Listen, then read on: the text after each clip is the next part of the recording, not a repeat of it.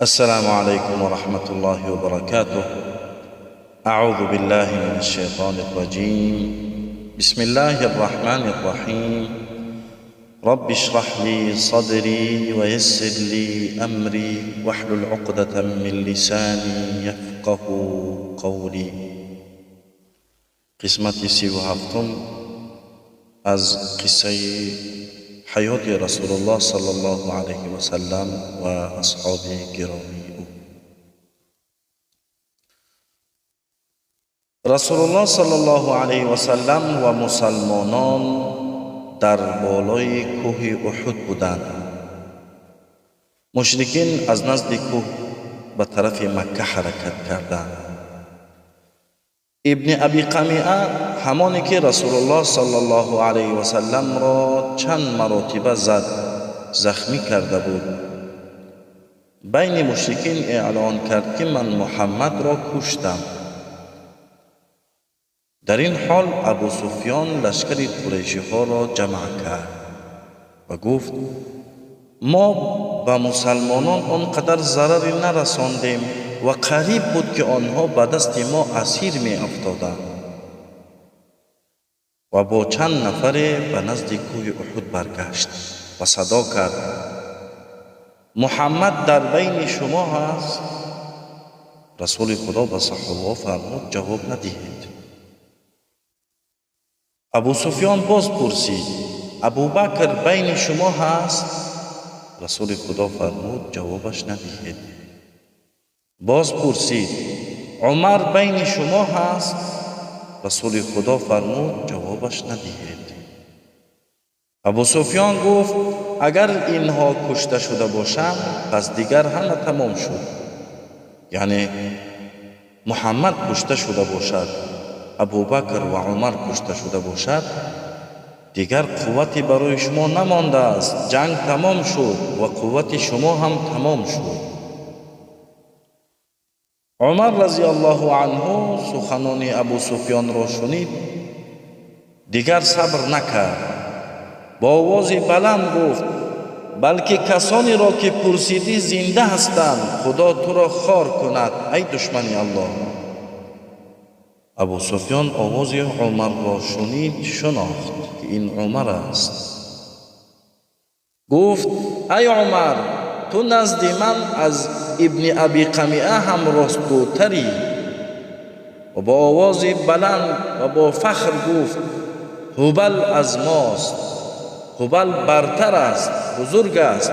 یعنی هبل یکی از بت‌های قریشی ها بود. رسول خدا فرمود چرا خاموش هستید؟ چرا جواب نمیدهید؟ عمر رضی الله عنه گفت یا رسول الله چی بگویم در جواب؟ رسول خدا فرمود بگو الله از همه برتر و بزرگ است. عمر با آوازی بلند گفت الله از همه بزرگ و برتر است. ابو سفیان گفت عزا از ماست و برای شما عزا نیست. عزا هم یکی از بت‌های درون مکه بود، بلکه در درون کعبه بود. عمر رضی الله عنه گفت الله پروردگار ما هست و پروردگار شما نیست. ابو سفیان گفت امروز مثل روز بدر است، روز شما پیروز شدید و روز ما پیروز شدیم. عمر رضی الله عنه گفت نه، بلکه کشته های ما در بهشت هستند و از شما در دوزخ. ابو سفیان دید که در هر سخنش عمر رضی الله عنه جواب خوبی میدهد و با چند نفری که نزدیک کوه بود باز به میدان احد درآمد. قریشی ها هم به میدان احد درآمدند. هند همسر ابو سفیان به نزد جسد حمزه رضی الله عنه آمد و شکمش و بینی و گوش حمزه رضی الله عنه را برید. در بعضی روایات ذکر کردند که گویا هند جگر حمزه رضی الله عنه را خورده باشد. این دروغ است. فقط اینکه در اون وقت مسلمان نبودند، یعنی دشمنی داشتن بینی و گوش و شکم حمزه رضی الله عنه را بریده بود. و بعضی از مشرکین هم بعضی از مسلمان ها را که می شناختند و دشمنی داشتند مثل هین کردند، یعنی صورت های آنها را تشویه دادند، گوش و بینی های آنها را بریدند و یعنی چیزهایی که در جنگ مانده بود آنها را گرفتند و از زمین جنگ رفتند به طرف مکه. مسلمان ها هم بعد از رفتن قریشی ها به زمین جنگ احد آمدند. 70 تن از مسلمان ها شهید شده بود. از قریشی ها 28 نفر هلاک شده بود. بعضی مسلمان ها خویشاوندان خود را که شهید شده بودند گرفتند و میخواستند به طرف مدینه برند جسدهای آنها را. رسول الله صلی الله علیه و سلم امر کرد که آنها را به مدینه نبرید، آنها را در همین جا، در همین زمینی که شهید شدند در همین جا دفن میکنیم، آنها را برگردانید. رسول الله صلی الله علیه و سلم بین شهدا راه می رفت و گریه می کرد. اصحابش کشته شدند، بسیار غمگین بود. کسانی که رسول الله صلی الله علیه و سلم را همراهی کردند در همه حالت، آنها را بسیار دوست می داشت. ولی رسول الله صلی الله علیه و سلم نمی دانست که عمکش حمزه رضی الله عنه هم شهید شده است، تا که به نزد جسد حمزه رضی الله عنه رسید. رسول الله صلی الله علیه و سلم از این مشهد، از اینی که جسد حمزه رضی الله عنه را دید در حالتی پاره بود، بینی و گوشش نبود، شکمش پاره شده بود، این حالت را دید بسیار غمگین شد و بسیار گریه کرد. این منظر را عمر رضی الله عنه روایت میکند، میگوید رسول الله صلی الله علیه و سلم را ما اینقدر ندیده بودیم که گریه کرده باشد. با این قسمی که رسول الله صلی الله علیه و سلم در احد گریه کرد ما ندیده بودیم رسول الله صلی الله علیه و سلم را. حتی گریه رسول الله صلی الله علیه و سلم را وصف کردند که از چند قدم از پشت مسلمان ها گریه اش را می شنیدند، با آواز بلند آوازش می آمد. رسول الله صلی الله علیه و سلم فرمودند به الله قسم مثل این روز هیچ روزی برایم سخت نگذشته است. حتی که عمکش وفات کرد، حتی که مادرش وفات کرد، پدرش وفات کرد، همسرش وفات کرد، ولی وفات حمزه رضی الله عنه از همه بالا بود برای رسول الله صلی الله علیه و سلم. حمزه رضی الله عنه عمک بود، پدر بود، برادر بود، رفیق بود برای رسول الله صلی الله علیه و سلم. و مسلمان شدن حمزه رضی الله عنه رسول خدا بسیار خوشحال شده بود. باز رسول الله صلی الله علیه و سلم گذر کرد، چند شهید دیگر را دید. یکی از آنها حنظله رضی الله عنه. حنظله رضی الله عنه جوان بود و نو ازدواج کرده بود. وقتی که ندا شد به سوی احد حتی غسل نکرد، از سراسیمگی لباسهایش را پوشید، در حالت جنوب قرار داشت ولی لباسهایش را پوشید و در اسب سوار شد و طرف رسول الله صلی الله علیه و سلم حرکت کرد تا اینکه در جنگ شهید شد. یعنی جنوب بود.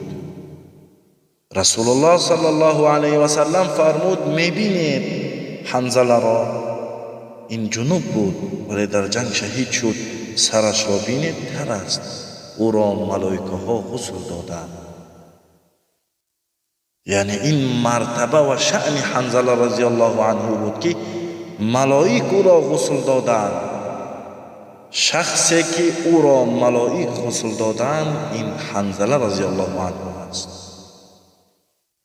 همچنان رسول الله صلی الله علیه و سلم انس ابن النضر را دید. این صحابی گرامی قسم یاد کرده بود، وعده کرده بود که در هر جنگ رسول الله صلی الله علیه و سلم باشد او هم اشتراک میکند و سخت جنگ میکند. باز رسول الله صلی الله علیه و سلم گذر کرد، مصعب ابن عمیر را دید که شهید شده است. مصعب ابن عمیر این صحابی است که بیرق مسلمانان را تا زمانی که یعنی کشته شد مستحکم برداشته بود. باز رسول الله صلی الله علیه و سلم گذر کرد، سعد ابن ربیع را دید و دیگر صحابی ها را دید که شهید شده بودند. 70 نفر بودند و همه آنها را رسول الله صلی الله علیه و سلم در منطقه احد دفن کرد. اکنون در مدینه منوره نزد همان منطقه مسجد سید الشهدا بنا شده است، یعنی به نام حمزه رضی الله عنه، و در همون نزد همون مسجد یک منطقه را با دیوارها بند کردند. در همانجا 70 شهیدی که در احد شهید شدند دفن شدند. یکی از صحابه ها هم در بین شهیدان بود. رسول الله صلی الله علیه و سلم فرمود این از اهل دوزخ است. صحابه ها در تعجب ماندند. برای چی؟ او در جنگ کشته شده است. یکی از صحابی ها آن صحابه را دید، وقتی که زخمی شد خود را کشت، صبر نکرد. برای همین خودکشی کرد و از اهل دوزخ شد. رسول الله صلی الله علیه و سلم فرمود من شاهدی میدیم برای این شهیدان روز قیامت. یعنی من شاهد هستم که اینها در حقیقت در اسلام خدمت کردند و شهید شدند. و رسول الله صلی الله علیه و سلم بعد از اینکه شهیدان را دفن کردند به طرف مدینه منوره برگشتند. در هر طرف آواز گریه بود در مدینه، مگر در خانه حمزه رضی الله عنه آواز گریه نبود. رسول الله صلی الله علیه و سلم فرمود فقط در خانه حمزه هیچ کسی گریه نمی کند، یعنی هیچ کسی ندارد که برای او گریه کند. و بعضی زنها را از صحابی ها روان کرد تا اینکه در خانه حمزه گریه کنند. قریشی ها در راه بودند به سوی مکه. در منطقه ابواء رسیده بودند. جمع شدند و گفتند ما آنقدر ضرری به محمد نرساندیم، محمد را هم نتوانستیم بکشیم و نه از چیزهایی که در جنگ مانده بود همه آنها را نگرفتیم، یعنی از جنگ هیچ فایده نکردیم و نه مدینه را گرفتیم. گفتند شاید به طرف مدینه برویم، بار دیگر جنگ را دوام بدهیم. و همین خیل مصلحت میکردند، بین یکدیگر مشورت میکردند. رسول الله صلی الله علیه و سلم هم در مدینه منوره مردم را جمع کرد، کسانی که در جنگ احد اشتراک کرده بودند. رسول خدا بسیار حکیم بود، دانا بود و فرمود در حال تیار شوید. کسانی که در جنگ احد اشتراک کردند در حال تیار شوید، از پشت قریشی ها می رویم، جنگ را دوام می دهیم. اکنون منافقین آمدند. منافقین در جنگ احد نبودند. اکنون فهمیدند که اگر ما با رسول الله صلی الله علیه و سلم برویم فایده میکنیم. شاید قریشی ها بگریزند، چیزها را مانند، از چیزها برای ما چیزی میماند، میخواهند آنها در جنگ اشتراک کنند. رسول خدا فرمود نه، فقط کسانی که در جنگ احد بودند، فقط همانها تیار شوند. مسلمان ها تیار شدند و به طرف قریشی ها حرکت کردند. این کار 3 روز بعد از جنگ احد بود. بین مدینه و مکه تقریبا 450 اگر با راه دور آمده باشند تا 500 کیلومتر راه است و آنها با اسب و شترها و پیاده می رفتند. روزی دراز می کشید. به قریشی ها خبر رسید که رسول الله صلی الله علیه و سلم بار دیگر لشکر را جمع کرده است و به طرف آنها می آید. معبد خزاعی را نزد رسول الله صلی الله علیه و سلم روان کردند تا که رسول خدا را بترسانند، شاید که مسلمان ها نیایند جنگ نکنند و از راهشان برگردند. معبد خزاعی به نزد رسول خدا آمد. رسول الله صلی الله علیه و سلم از او پرسید چی خبر است؟ از قریشی ها چی خبر است؟ معبد خزاعی گفت قریشی ها تیاری دیدند برای جنگ و لشکری بزرگ دارند و بسیار هم با اسلحه ها خود را تیار کردند. با آنها جنگ نکنید، شکست می‌یابید. و سخنان بسیار گفت که رسول خدا و مسلمان ها را بترسانند. الذين قال لهم الناس إن الناس قد جمعوا لكم فاخشوهم فزادهم إيمانا وقالوا حسبنا الله ونعم الوكيل. فانقلبوا بنعمة من الله وفضل لم يمسسهم سوء واتبعوا رضوان الله والله ذو فضل عظیم.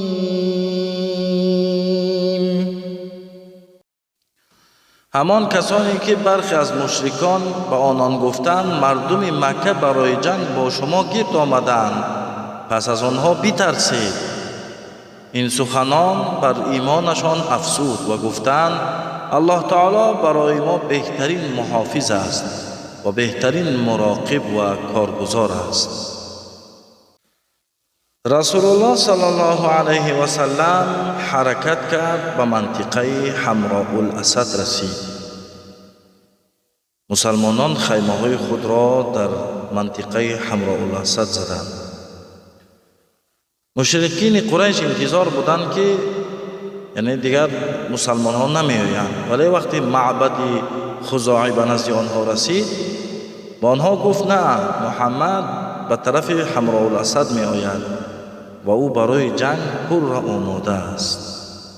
مشرکین گریختند به طرف مکه. رسول الله صلی الله علیه و سلم در منطقه حمراء الاسد 3 روز ماند. انتظار بود که اگر مشرکین می آیند جنگ را دوام می دهند، ولی آنها نآمدند. اکنون شکست و پیروزی مبدل شد. این غزوه را غزوه حمراء الاسد نامیدند. در غزوه احد مسلمانان شکست یافته بودند. این یک امتحان بزرگی بود برای آنها و تا که منافق را از مسلمان فرق کنند. بعضی مسلمان ها مقصدشان جنگ بود، بعضی مسلمان ها مقصدشان دنیا بود. بعضی مسلمان ها از جنگ گریخته بودند. همه آنها را الله متعال بخشید. مسلمان ها بسیار غمگین بودند که چرا شکست یافتند.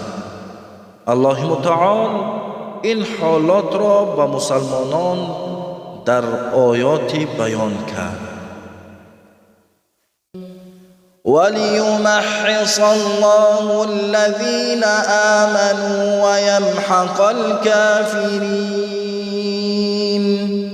أَمْ حَسِبْتُمْ أَن تَدْخُلُوا الْجَنَّةَ وَلَمَّا يَعْلَمِ اللَّهُ الَّذِينَ جَاهَدُوا مِنكُمْ وَيَعْلَمَ الصَّابِرِينَ وَلَقَدْ كُنتُمْ تَمَنَّوْنَ الْمَوْتَ مِن قَبْلِ أَن تَلْقَوْهُ فَقَدْ رَأَيْتُمُوهُ وَأَنتُمْ تَنظُرُونَ وَمَا مُحَمَّدٌ إِلَّا رَسُولٌ قَدْ خَلَتْ مِن قَبْلِهِ الرُّسُلُ أَفَإِن مَّاتَ أَوْ قُتِلَ انقَلَبْتُمْ عَلَىٰ أَعْقَابِكُمْ وَمَن يَنقَلِبْ عَلَىٰ عَقِبَيْهِ فَلَن يَضُرَّ اللَّهَ شَيْئًا وَسَيَجْزِي اللَّهُ الشَّاكِرِينَ. و ماجرای احد وسیله امتحان بود تا الله تعالی کسانی را که ایمان آوردند از گناهشان پاک کند و خالص گرداند و کافران را نابود گرداند. یعنی الله متعال در این جنگ مسلمان و منافق را جدا کرد.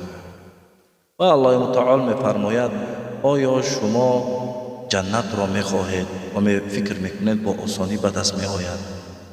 و در آیت آخرش میگوید اگر محمد یعنی رسول الله صلی الله علیه وسلم کشته شود یا که وفات کند شما از دینتان بر میگردید. یعنی همین ماجرای احد را الله متعال در همین آیات نقل کردند. مسلمانان به مدینه برگشتند. 1 ماه بعد قبیله بنو اسد گفتند مسلمانان در احد شکست یافتند و بسیار ناتوان هستند، بر آنها حمله میکنیم. سرلشکرشان طلیحه ابن خویلد بود، شخصی که خود را پیغمبر اعلان کرده بود. پیش از اینکه لشکر بنو اسد به مدینه برسند رسول الله صلی الله علیه و سلم خبردار شد، در حال لشکری را تیار کرد. سرلشکر مسلمان ها ابی سلمه بود. 150 مسلمان در لشکرش بود. مسلمان ها به منطقه بنو اسد رسیدند، دیدند که آنها تیاری جنگ میبینند. مسلمان ها در حال حمله کردند به آنها. بنو اسد گریختند از هر طرف، یعنی هر طرفی که میتوانستند گریختند، چیزهایشان را ماندند. مسلمان ها آمدند اسب و شتر و گوسفند و دیگر چیزهایی که آنها ماندند گریختند، همه آنها را جمع کردند و به طرف مدینه برگشتند. یعنی آنها در تعجب ماندند چطور یعنی ما به هیچ کس نگفتیم آنها تیار شدند و بر ما حمله کردند. برای همین ترسیده بودند. همچنان قبیله هایی که به مکه نزدیک بودند جمع شدند، میخواستند بر مسلمان ها حمله کنند. سرلشکرشان خالد ابن ابو سفیان بود. و رسول الله صلی الله علیه و سلم خبر رسید که قبیله های خردی که در اطراف مکه هستند میخواهند بر مدینه حمله کنند. رسول الله صلی الله علیه و سلم یک صحابی که بسیار زیرک و دانا بود، چالاک بود، او را به نزد خود خواند. عبدالله ابن انیس نام داشت. به عبدالله ابن انیس گفت اگر بتوانی بروی و خالد ابن ابو سفیان را بکشی. عبدالله ابن انیس گفت بله میتوانم، ولی من او را نمیشناسم. رسول الله صلی الله علیه و سلم فرمود اگر او را ببینی در دلت ترس پیدا می شود، یعنی هیبت دارد، شخصیتی با هیبت است. عبدالله ابن اونیس میگوید در تعجب ماندم از سخنان رسول الله صلی الله علیه و سلم. من از هیچ کسی نمی ترسیدم، چطور در دلم ترس پیدا می شود؟ و عبدالله ابن اونیس تنها از مدینه به طرف مکه حرکت کرد پیاده و با خود فقط یک خنجر گرفت، دیگر شمشیر و دیگر اسلحه با خود نداشت. و به منطقه بنی حدیل رسید، به جایی که خالد ابن ابو سفیان خیمه خود را زده بود و یعنی لشکر خود را جمع میکرد. وقتی نماز عصر شد، عبدالله ابن اونیس میگوید اکنون در منطقه آنها بودم و وقتی نماز عصر شد دیدم خالد با زنهای بسیار در اطرافش ایستاده است و بسیار با هیبت است. در همان وقت فهمیدم که همین خالد ابن ابو سفیان است. اکنون چطور نماز را بخوانم؟ نماز را میگوید راه میرفتم و با اشاره نماز میخواندم تا اینکه آشکار نشوم و در فکر بودم که چطور خالد ابن ابو سفیان را بکشم. و نزدیک شدم، به نزد آنها رفتم، به نزد خالد ابن ابو سفیان میگوید رسیدم و از من پرسید تو کی هستی؟ عبدالله ابن اونیس گفت من از قبیله خزاعه هستم. یعنی قبیله خزاعه را خود آنها خزاعه میگفتند. اگر عبدالله ابن اونیس میگفت من از خزاعه هستم، خب میفهمید خالد ابن ابی سفیان که این دروغ میگوید. برای همین گفت من از قبیله خزاعه هستم، یعنی مثل همون مردم قبیله خزاعه. و عبدالله ابن اونیس با خالد ابن ابو سفیان در خیمه اش نشست با او سخن میکرد. عبدالله گفت شنیدم لشکری تیار میکنی بر ضد محمد، من هم میخواهم با تو در این لشکر باشم و برای جنگ بروم. خالد راضی شد و خیلی سخن کردند. زنهایی که در اطراف بودند آنها رفتند، دور رفتند. عبدالله ابن اونیس میگوید بر هر طرف نظر کردم، کسی در نزدیک ما نیست، کسی ما را نمیبیند و میگوید خنجر را برآوردم و خالد ابن ابو سفیان را هلاک کردم، یعنی او را کشتم میگوید و گریختم از خیمه. بعد از چند مردمی که از اون قبیله بودند، یعنی لشکر خالد ابن ابو سفیان آمدن، دیدن بزرگ لشکر هلاک شده است، مرده است، کشته شده است. گفتند شخص تنهایی می آید در بین ما، سرلشکر را می کشد و می رود. ما توان جنگ را با محمد نداریم و هر کسی به خانه خود برگشت. عبدالله ابن اونیس به مدینه رسید، خوشحال بود، به نزد رسول الله صلی الله علیه و سلم رفت و خبر را رساند که تمام جنگ تمام شد، خالد ابن ابی سفیان کشته شد و یعنی آنها پراکنده می شوند. رسول الله صلی الله علیه و سلم از این خوشخبری بسیار خوشحال شد. ان شاء الله تعالی دوام قصه را در نوار بعدی یک جای می شنویم. السلام علیکم و رحمت الله و برکاته.